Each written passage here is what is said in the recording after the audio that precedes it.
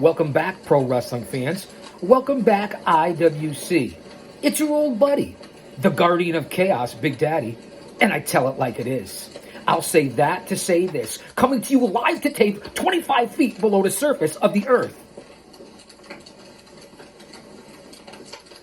I'm live, but I am taping this at the same time.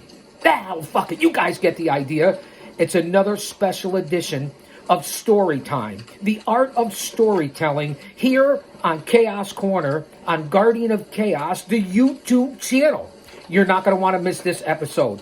It's a gentleman that I happen to have the opportunity to work with more than once throughout my illustrious journey in pro wrestling, and that would be the former Worldwide Wrestling Federation heavyweight champion, Mr. Bob Backlund. We're going to go with a journey through with Bob Backlund today, here on Groundhog Day. I can't thank you fans enough for being here. Much love and respect. Stay mentally, physically, emotionally, and spiritually fit in this day and age in 2024. Rumors of wars, actual wars, border invasion, racial division, civil war, the economy, the politicians, the corruption, the government, disease, famine, the planet. There's a lot going on. If he's for us, no one else can be against us. Shout out to our Lord and Savior, Jesus Christ. That's right, because that's what it's all about. So guys and gals, sit back, grab a coffee, grab a cup of tea, maybe some hot cocoa, an omelet, some sausage and bacon, some pancakes, and enjoy your time here on Chaos Corner, because this means the world to me. My motivation, my passion, that's why I still do it. We're coming up on less than, I think, 10 subscribers away from 1,000 subscribers to go live instead of live to tape. Coming up on 500,000 total views with 2,500 videos here on the channel. Everything from pillar to post, coast to coast, and border to border. We're going to jump off all the other social media platforms. Meet me back here on Guardian of Chaos, the YouTube channel. All right, fans, speaking of all the other social media platforms, follow me on Twitter, a.k.a. X, at Big Daddy G.O.C. The G.O.C. stands for the Guardian of Chaos. On Instagram, it's the Guardian of Chaos. On Facebook, there's 2 accounts. That's right, there's 2. J Brony, just like it sounds for all you jabronis and neckbeards and mouth breathers and geeks and goons and dweebs and pencil neck geeks who have the brain of a dehydrated baby. Nothing against my fans, man. I love you guys. Kayfabe, man, it's a work. I'm only kidding. So let's get to that 1,000 subscribers. One man, unique, unedited, unscripted, raw dog for you, the fans. My over 50 years of being a historian, a researcher, a scout, an agent, a producer, a mark. That's right, I said it, a mark. And of course, my over 3 decades in the business, color commentary, broadcaster, promoter, a hanger of flyers, sweeper of floors, putting up the ring, and of course being a pro wrestling manager to many Hall of Famers who took the fucking bumps, came out 2 and 3 times during the card. That's right, there's not too many people that could say that sit across from us in this podcast world, or as I call it, our episodic reality series TV show here on Chaos Corner. So I get a little amped up. Remember that. Remember what I did, what I'm about. Go back to what I just filmed a couple of days ago, the summer of 2000, in my journey of pro wrestling. A lot of you fans reached out to me, email, inbox, and I greatly appreciate it. So I gave you what you wanted, because I'm not here to put myself over. I'm here to put you over and everybody else over. In order to get respect, you have to start with respecting yourself. Once you do that, you open other people's minds to respecting you. Because remember, there's 3 types of people in this world. Those who don't know what happened, those who wonder what happened, and people like the G.O.C. that make things happen. I had a little espresso this morning, so bear with me, man. Can I get amped up here, a little banged up here with some espresso and a little hazelnut? Again, all chicanery aside, and I even let you get to look at the beautiful visual impact. No, I'll get the joke, man. Sit down, salute, little espresso.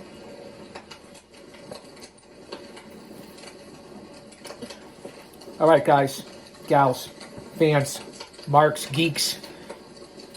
We're going to jump right into it here on Chaos Corner. Again, my night at the Garden, February 20th, 1978. Yes, I do have the halls meant to lift this. Here in the greater New England Northeast tri-state area, the shadows of Titan Towers. What do you think of the Shaq Fu glasses? That's right, Shaquille O'Neal's and Oakley's. Well, who knew? Tribute to world class, big shout out. I was caught up yesterday in a marathon of watching world class championship wrestling with the Von Erichs, obviously, the Freebirds, Bruiser Brody. The list goes on and on. Let me just tell you something. Unbelievable history. So 1978. What am I in 78? 15, 16 years old. I remember it like yesterday. So here we go, fans. Kick back and relax. That's my opening monologue. We'll probably go about 45 minutes on this one, maybe a half an hour. There are two types of people who never amount to anything. Those who never do anything except what they are told to do, and those who can't even do what they're told to do. The people who get ahead do the things that should be done without being told, and they don't stop there. They go the extra mile and do much more than's expected of them. That's Andrew Carnegie, quote to Napoleon Hill, create personal initiative. And I notice a lot of my fans and my regulars were saying, Chaos, how do you do all this and talk without stopping? We can't see your eyes. We know you're reading, but we can't really tell. We're not really sure. That's why I'm opening and exposing very rarely as I do here, because you know it's part of the shtick and the gimmick. And these cost me $350. That's why I wear them. It's a part of Chaos. But I'm going to go with my fans' well wishes and, again, open it up here today because it's Groundhog Day, man. It's Friday. I want everyone to have a great weekend. Enjoy pro wrestling for what it's worth. Tomorrow's not guaranteed to any of us. Situational awareness. Stay close to your family and friends. Be prepared because it's not going to get any better. It's good to have hope and positivity as we always do here on Chaos Corner. But there's also reality that sets in. So be prepared, and you guys know what I'm talking about because it's the perfect storm in 2024 with all the BS going on around the world and the governments and the world governments and what's happening here. Pay attention. I don't like to get too crazy on this channel with political or religious views. Although it is my channel, I will speak on it. But I just like to make my fans aware because I know I have the smartest fans on YouTube. All right, here we go. We're already 7.5 minutes in. Bear with me. I don't think we're going to do this in 2 parts. I'm going to try to get it out in 1. Hopefully we won't get interrupted by anyone. Roma, Mancini, whoever, Paul Perez, Big Steve, who knows? My world had come full circle just a few years earlier. I had been directionless lifting weights in a YMCA gymnasium in Fargo, North Dakota, when a chance meeting with a wrestler doing curls in that weight room set me on my career path. Now that very same wrestler would be standing across the ring from me in the most revered arena in the world, the only remaining obstacle left between me and stardom. There had been whispers in the dressing rooms that some of the boys were uneasy with the prospect of me taking over as the champion. They were worried that I was unproven as a draw. And that was true stories back then for Backlund as the champion, coming off of Bruno into superstar into Backlund. They were worried. The fear was that an underdog champion was not a successful model to draw houses in the big cities of the Northeast. In the past, in those arenas, big bruising ethnic champions had always told the stories of good versus evil, and that's what pro wrestling is, a story of good versus evil, separating the heel and face, unlike some of the current product. I'm just saying, I give you the good, the bad, and the ugly here. And reassuring their hardworking fan bases by beating the living hell out of the heel opponents to the delight of the screaming masses. It was a risk for sure. But Vince McMahon Sr., not Jr., currently that piece of garbage. I'm just telling you, I'm not judging. I'm calling it like I see it. Where there's smoke, there's fire. He had taken the risk with me, and I wasn't about to let him down. What the boys in the dressing rooms didn't realize was how much heart, will, and intensity and desire I had to succeed. Billy's last big title defense, and that's superstar Billy Graham that Backlund's talking about, in the territory was 2 days earlier, Saturday night, February 18th, 1978, in the Philadelphia Spectrum, where he had faced former champion Bruno Sammartino in a steel cage match. Over the years, Billy has made no secret, rest in peace, superstar, that he was not happy to be asked to drop the title when he was doing such good business around the territory. And that he was particularly unhappy to be dropping the belt to me because he thought I was boring and just a kid. Rest in peace, Bruno Sammartino. Billy also said over the years that he and Bruno talked on the night of their steel cage match in Philadelphia about pulling a last-minute screw job over on the promoters.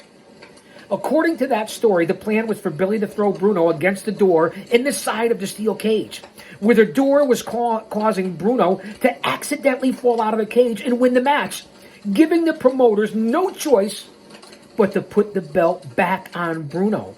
Once that happened, it would be impossible for me to win the title at the Garden 2 nights later, since Bruno would have had the belt. Here's a quote from Ken Patera. Screw job in the works, and we know what happened years later with Montreal and Bret the Hitman Hart and Shawn Michaels and the infamous Montreal screw job. It's been going on for decades, fans.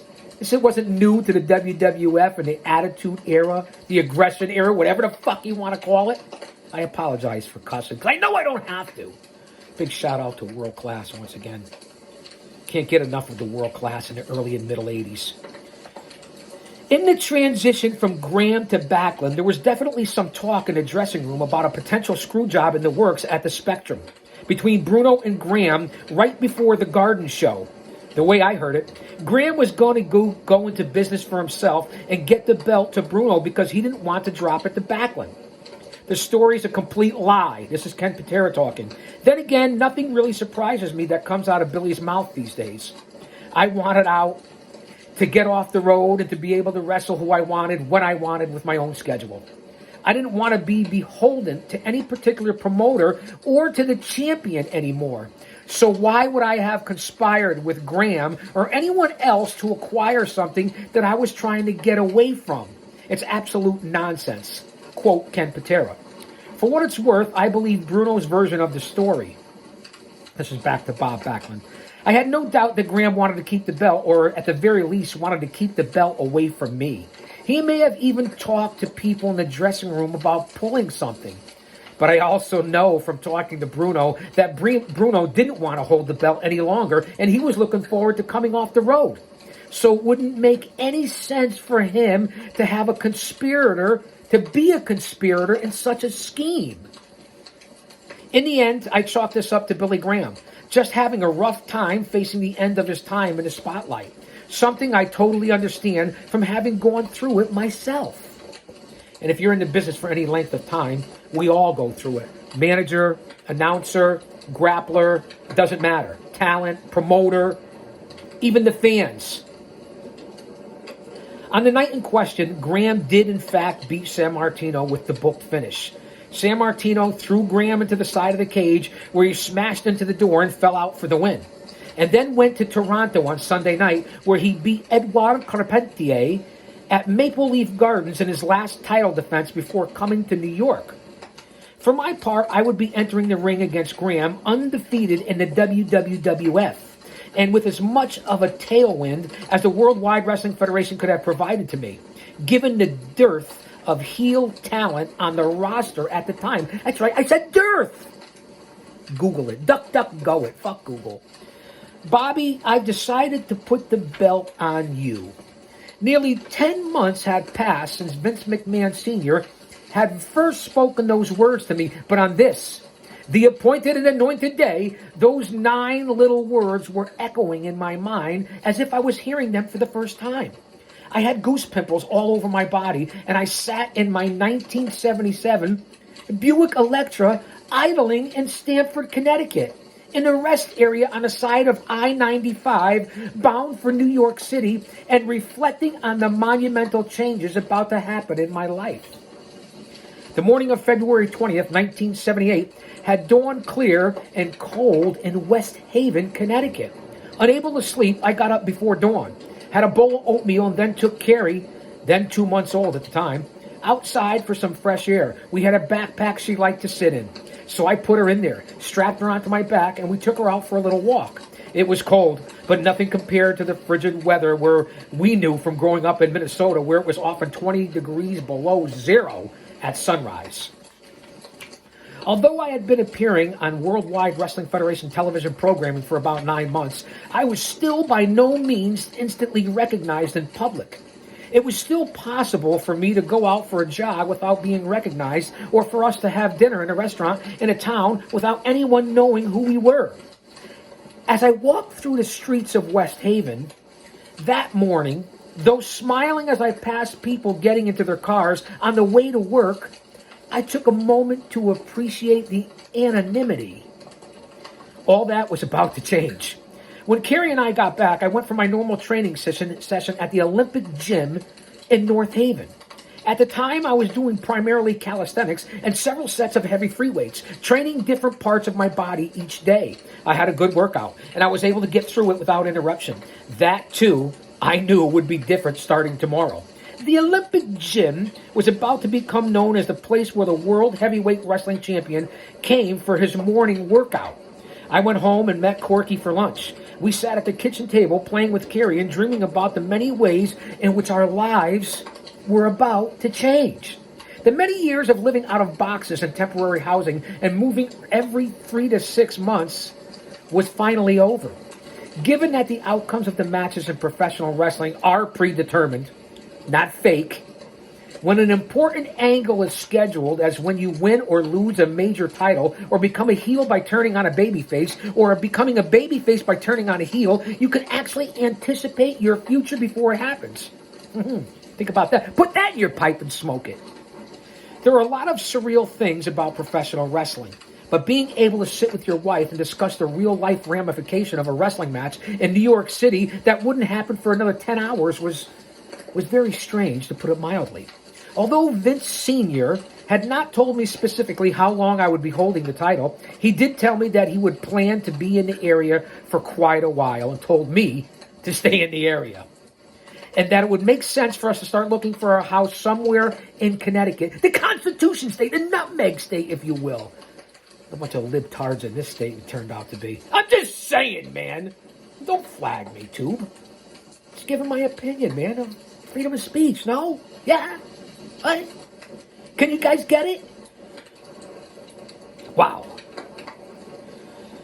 Which was roughly at the geographic middle of the territory.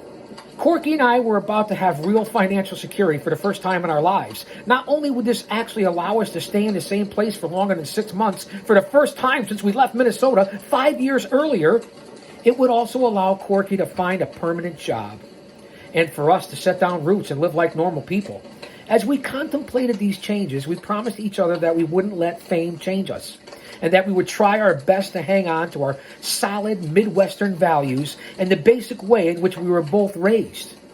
We also promised each other that we would always remember and appreciate that Vince McMahon Sr. was bestowing an incredible gift upon us, and that we would strive to always be worthy of it in the hearts and minds of the fans. That's what it's all about. Without you fans, there's none of us. There's nothing. I had a lot of pent-up nervous energy and excitement that my walk and my workout that morning had failed to dispel. So I kissed Corky and Carrie goodbye, got in the car, and decided to set off for New York City.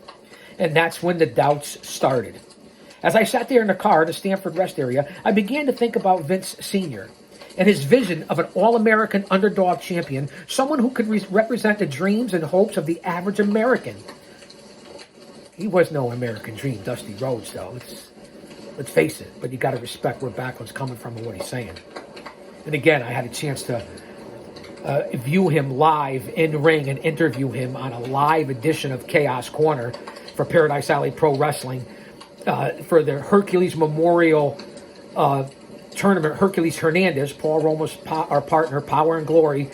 So in 2019, we ran the Hercules Hernandez Memorial Tournament for the Memorial Cup and Championship. And I was on that night that I was honored to have Backlund as my live in-ring guest for Chaos Corner. We talked about the book. We talked about his career to Hall of Fame. And then he even had a little standoff and a challenge, headstands with the Pyramids of Power. Give Alading some credit because not only did Zafar Al-Rahihi, Aladin, and Alading, along with Maxim Morozov, I believe, from Collusion, come in and interrupt our segment. But when challenged, Alading actually did a headstand like Bob Backlund. Who knew, man? Those Saudi sons of bitches. That's right. Ha! Too.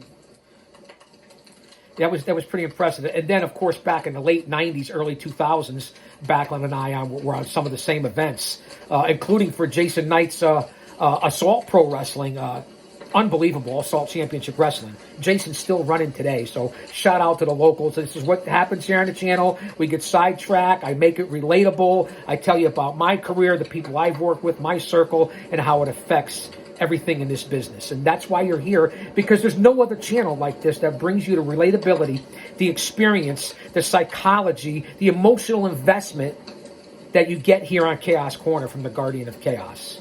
And that's why I appreciate you guys. I didn't doubt my wrestling ability. I knew that my strong amateur background combined with 5 years of training I had in the professional rings with some of the best guys in the business would serve me well. I knew how to tell a story in the ring, read the crowds, listen to the reactions, to do what we were doing and to make the appropriate adjustments. It wasn't the technical things I was worried about. Sitting there in the car, I was thinking about superstar Billy Graham, the man who invited me into the business and the man I had booked to be at the Garden in a matter of hours. I thought about his 22-inch arms, his 55-inch chest, and his rippling muscles, tie-dyed outfits, and remarkable charisma.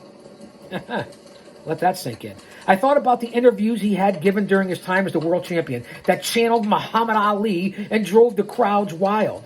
The way the words just seemed to roll off his tongue as he claimed to be the T-bone of steaks and barbell plates and described himself as a reflection of perfection and the number one selection or the women's pet and the Mets regret. The men's regret, not the Mets. I'm thinking about baseball. Graham was a heel, and sometimes the fans loved to hate because he was so over the top. But he was also a showman who entertained the fans and created incredible interest in his matches. Billy had been doing remarkably well as a heel in a company that had always had babyface champions. Facts. He was selling out buildings across the territory, but he was running out of baby faces to wrestle. I would be supplanting him as world champion, not when the people were tiring of him. Graham's right about all that. But all the absolute height of his drawing power. At his absolute pinnacle of Graham, he was still drawing, putting asses in seats. Backlund recognizes that. I would now be counted on to main event every building that I wrestled in. Big arenas, big buildings in the Northeast. Totally different than the South and the smaller venues. Different styles of wrestling. Right, wrong, or indifferent. And this was no ordinary territory. This was the territory of the Worldwide Wrestling Federation, with the largest buildings and the most lucrative schedule in the business. Vince Sr. was obviously very committed to do his best that an underdog, all-American boy, world champion would sell in the Northeast, and Vince had dropped me, a shy, fresh-faced, 28-year-old farm boy from rural Minnesota, into his urban world of larger-than-life characters. I was a reluctant interview at best. I didn't have any of the muscles of a superstar Billy Graham, the easy charisma of Dusty Rhodes, the incredible survival story of Bruno Sammartino, the tough guy appearance of Harley Race, or a reliable ethnic fan base like both Sammartino and Pedro Morales had. I also wasn't a brawler, which had been the model of the WWWF babyface champions since the very beginning. Sammartino and Morales were both known for their no-nonsense, roughhouse style. They gave the crowds what they wanted to see, namely their hard-nosed, heroes-throwing haymakers, kicking and stomping and beating the life out of the villains who were trying to take the championship away from them. There wasn't much subtlety to it, but the crowds had been eating it up for nearly 2 decades. In contrast, I would be booked as a vulnerable, athletic young kid in a place full of monsters, winning the fans over with my courage, hard work, and superior technical skills. There was nothing about me or that the model that fit the WWWF's prior image of professional wrestling. World heavyweight champion that had been selling it to his fans since 1963. But in just a few hours, that is precisely what I was to become. As I sat there imagining the people who would be sitting in the garden that night, I thought back to when I had told that Vince McMahon Sr. had called his fellow promoters, Jim Barnett in Atlanta, Eddie Graham in Florida, the Funks in Amarillo, and Sam Mushnick in St. Louis, and had asked them to recommend someone to become his all-American boy. Someone who was reliable, could protect the belt, and could be counted on to fill the top of the cards. Every one of them had recommended me, Bob Backlund. I'm not Backlund, I'm the G.O.C. If you're listening on audio only, I apologize. You got to be here for video to see this. Priceless. This is a part of the character. This is the entertainment part of the pro wrestling here on Chaos Corner. My confidence somewhat restored. I came out of a daydream and started to put the car into the gear. Started to put the car into gear. Not the car into the gear. You know what Bully Ray said to me back in 06, 07? When we were going for the NWA World Tag Team titles and a series of tables matches against Bubba Ray and Devon, myself and Oman Tortuga, Diablo Santiago, the Outcast Killers. He said, give the Guardian of Chaos, Big Daddy in particular, 5 spots and he'll fuck up for him. I consider that a compliment coming from Bully Ray. Busted open after dark. Busted open 24/7. Co-host with LaGreca, Dreamer, Mark Henry, Thunder Rosa, Mickey James. Come on, does it get much better than Bully Ray, a 2-time Hall of Famer? Perhaps one of the greatest tag teams of all time? Still works today, is in tremendous shape. Team 3D Academy, right here in the shadows of Titan Towers. Thank you, Bully. Woo! Let me get back to where I was. All right, here we go. My confidence somewhat restored. I came out of my daydream and started to put the car into gear. But then my mind suddenly shifted to the other decision makers in the Worldwide Wrestling Federation's front office. Guys who had been with the WWWF for nearly their entire careers. Arnold Scullin, Gorilla Monsoon, Freddie Blassie, Lou Albano, Phil Zacco, Ernie the Grand Wizard of Wrestling Roth, Angelo Savaldi. The list goes on and on. Many of these guys were minority owners in the business or were at least a part of the WWF's Creative Brain Trust. I knew they got together and had card games at Madison Square Garden every month before the matches to discuss angles, talent, and new booking ideas with Vince Sr. I wondered how many meetings they must have had about who was going to take the title from Billy Graham. And after Graham became such a box office hit, I wondered how many of them lobbied for Graham to be given a face turn so he could continue the run with the title and bring in the big houses for all of them. Thinking about the meeting where Vince Sr. first threw out my name, I wondered what kind of response the suggestions must have received from that card table. Most of those people wouldn't have been afraid to tell Vince what they thought. It was a very tight-knit group, not like the garbage now. And I was a complete outsider who had no relationship with any of them. Vince Sr. told those boys that San Martino had given his notice and that he wanted to come off the road. So he decided to put the belt on Graham while he searched the world for a new baby face to take over the Federation. And when he did that, I'm pretty sure that none of those people was thinking Bob Backlund. I'm sure they were thinking of in-house guys like Chief Jay Strongbow, Tough Tony Garea, the Polish power Ivan Putski, and Bruno's protege, Larry Zbyszko.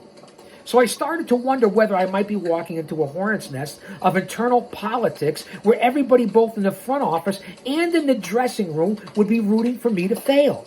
In the NWA territories like Amarillo, Georgia, Florida, St. Louis, where I was trained, the NWA champion would come into the territory for a few days a month to face the main guy in the territory. The visiting champions, of course, had to win. But the main guy in the territory had to be left with the shine, the rub. or he would lose some of his power to draw the houses in that territory, said territory. Were it any other way, instead of drawing a huge house for the title defense and helping the territory shore up its fan base, the world champion would end up weakening the territory's main talent, which would have been precisely the opposite effect. Hello, McFly? Coming up in the NWA territories in the Midwest, the South, and in Texas, training under guys like Harley Race, Jack Briscoe, and the Funks, I had been taught how to have longer, more balanced matches. That was the difference between the WWF territory, the Northeast, and the Southern territories like Mid-Atlantic, Georgia, Florida, Texas. The bigger arenas, the bigger buildings, as we're talking about, compared to the smaller venues. Just the different, less sports entertainment and more wrestling based in the NWA and the territory days back then, and the WWF, more short matches and brawling for the mass ethnic fans. I mean, that's just, I talk about it on here all the time.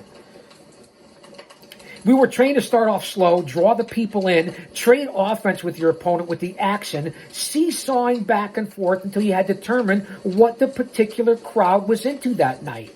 You could learn a lot here on Chaos Corner. That's why you come here. Facts, history. You learn things here. It's not bullshit.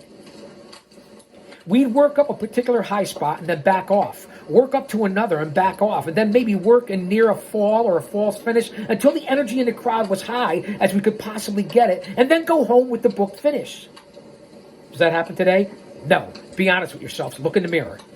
When I was booked to win a match decisively by pinning my opponent, simply winning the match that way and getting my hand raised by the referee in the middle of the ring was enough for the people to get their high from the match.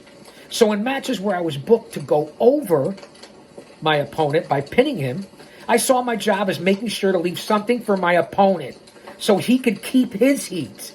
Hello? I might be the champion and the guy on top of the card who's being relied on the most to draw the house, but there was no reason for me to want to do that alone. If I could beat a heel but leave him with his heat intact, it would be better.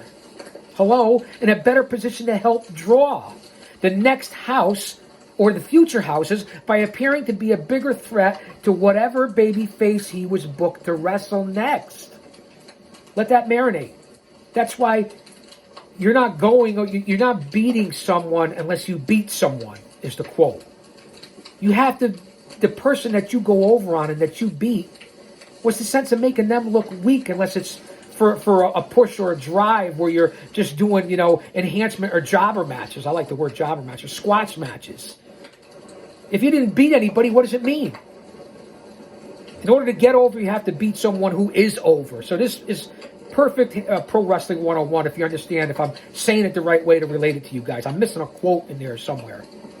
If I beat him too decisively, he would lose his heat, and the fans' interest in the next match, as I said, would be diminished, making him a less of a draw to come out and see. As I sat there in the parking lot thinking about the business, I realized that just because something had always been done a certain way in the Worldwide Wrestling Federation didn't mean it had to continue to be done that way. I realized I was bringing to the table a whole new approach to the business of professional wrestling, an approach that once understood ought to be popular with both the front office and with the boys in the locker room by implementing more of the NWA's model of leaving most heels with their heat so they could maintain their drawing power and longevity in the territory. We would have more options in booking feuds or interesting semifinal matches for the undercards. As a consequence, do better business because of it. Everybody wins. With more people work, that's right, a first match to intermission to the last match are all as equally as important where you are in the card. There's no, you got to be in the last match, that's the main event. You could go out in the first match or the second match, you consider a jobber or not as important. That's bullshit. Get it in your head. Every match is important, as long as you're not doing the same thing. Think about it. I realized I was bringing to the table a whole new approach. The NWA's model into the WWF. Longevity. Better business. With more people working to draw the houses should consistently do better, which would allow all of us to be more successful. During the time I spent as a regional champion in Amarillo, Florida, and Missouri, I had seen this approach work, and I realized that it could work in the WWWF as well, even though it was not the model currently in vogue.